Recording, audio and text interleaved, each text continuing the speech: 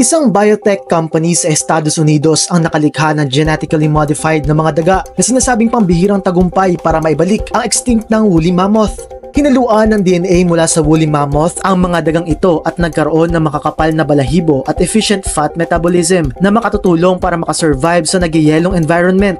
Kaya ang resulta, woolly mice. Ayon sa Colossal Laboratories and Biosciences, plano talaga nila na i-introduce ang mga nasabing katangian ng woolly mammoth sa mga elepante. Pero dahil sa ilang issue kaugnay ng pagbubuntis, behavior at kapakanan na rin ng mga elepante, minabuti ng mga mananaliksik na gawin ang kanilang eksperimento sa mga daga.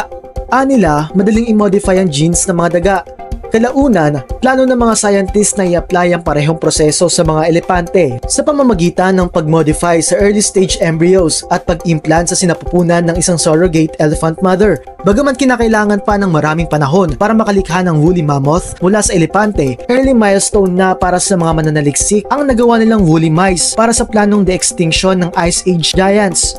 Pinaniniwalaang naubos ang lahi ng woolly mammoth sa mainland Siberia nang matapos ang huling Ice Age 10,000 taon na ang nakalilipas. Para sa iba pang content, sundan ang social media pages ng News 5.